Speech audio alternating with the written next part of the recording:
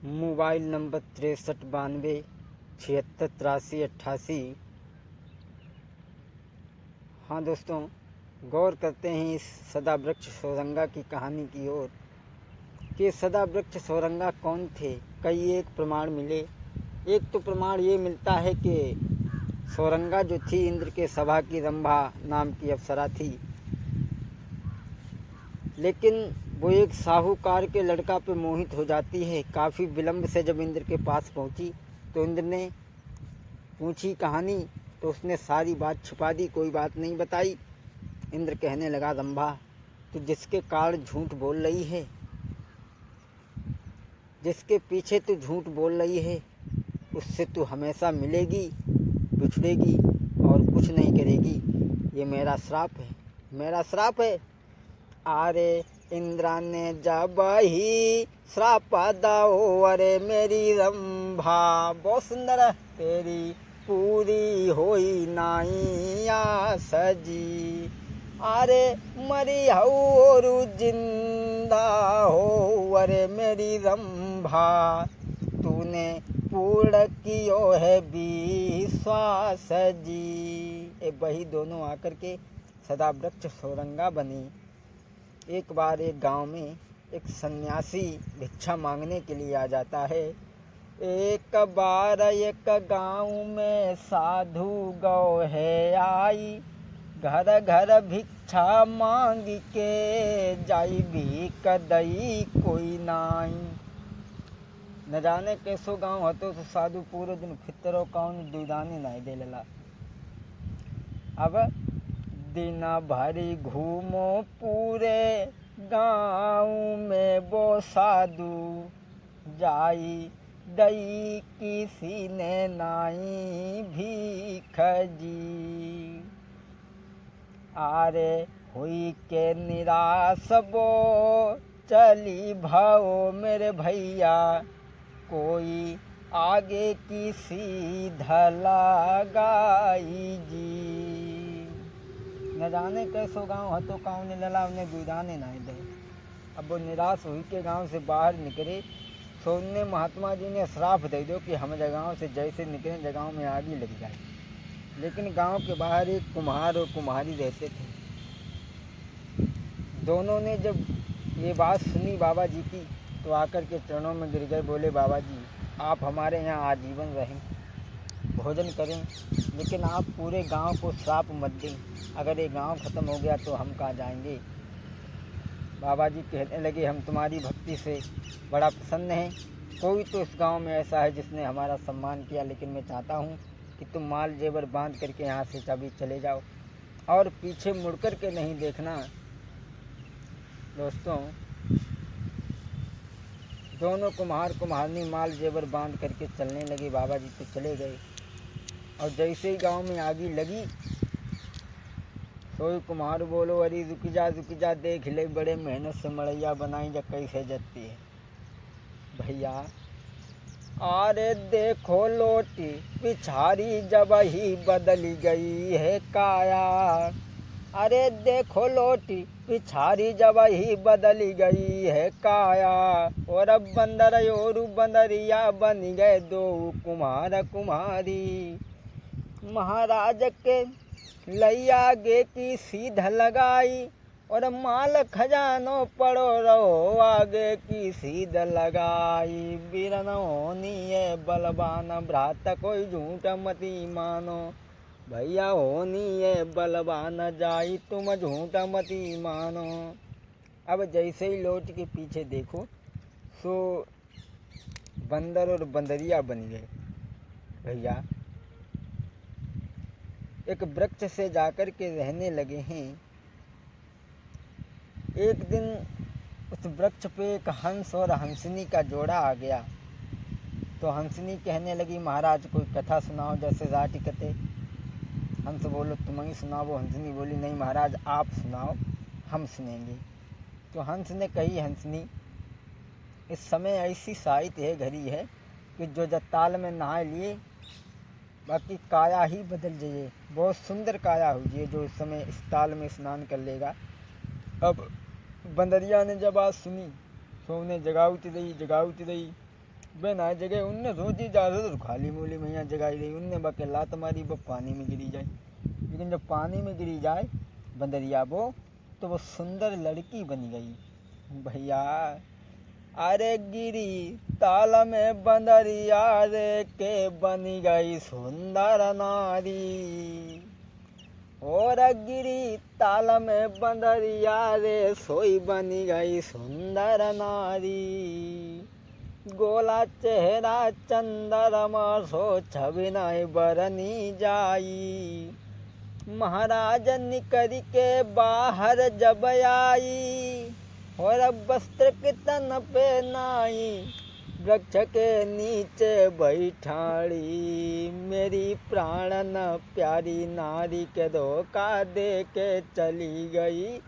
मेरी प्राणन प्यारी नारी के धोखा दे के चली गई। अब वह लड़की जो हती सो बड़ा सुंदर बिटिया बन गई। जल से बाहर निकल के बिना वस्त्र के एक वृक्ष के नीचे खड़ी हो गई हैं। वो जब उठे सोई उन्हें बंदरिया की याद याद तू है तो पानी में कूद पत्ते लेकिन हो तो कुछ ना। अब का होती भैया कि रह न लगे हैं बाई वृक्ष से मेरे भैया।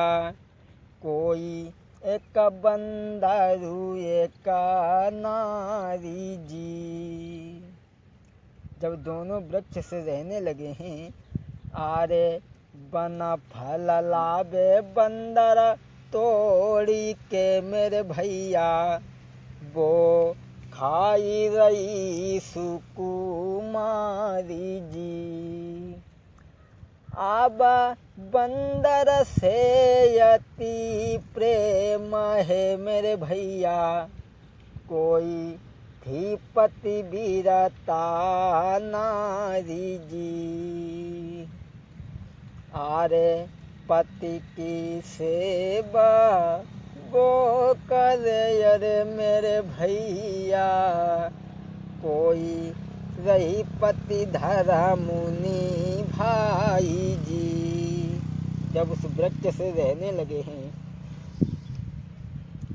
तो एक दिन एक राजा आओ शिकार खेलने को और बाद में जब देखी कि स्त्री तो बड़ा सुंदर है तो मेरी रानी होनी चाहिए।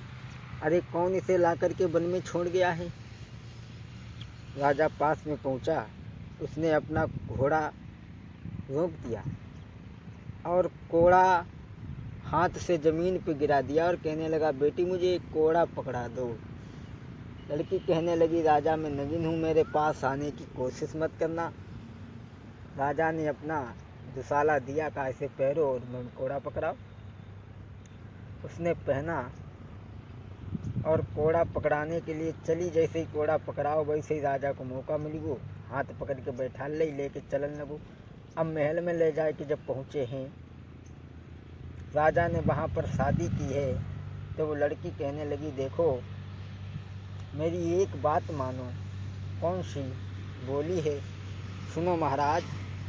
अरे 12 बरस बबूला रहो महाराजा फिर शादी करेंगे त्यारे संग जी। आप हमें वचन दो 12 साल पिता के समान रहोगे। राजा कहने लगा ना जी ना। अरे हम इतने दिन तक ऐसे थोड़े ही रह सकते हैं भला। बोली अरे हुज्जत करोगे मेरे साथ में महाराजा कोई देनो पड़े गोई सराफ जी।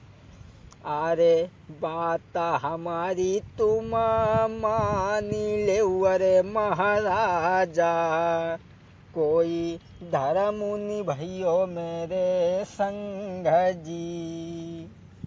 बोली कि आप 12 साल पिता के समान रहो फिर हम आपसे शादी कर लेंगे। बोले ठीक है कोई बात नहीं 12 साल की तो बात है 12 साल के बाद में हमारी स्त्री बनना पड़ेगा तुम्हें। बोले ठीक है।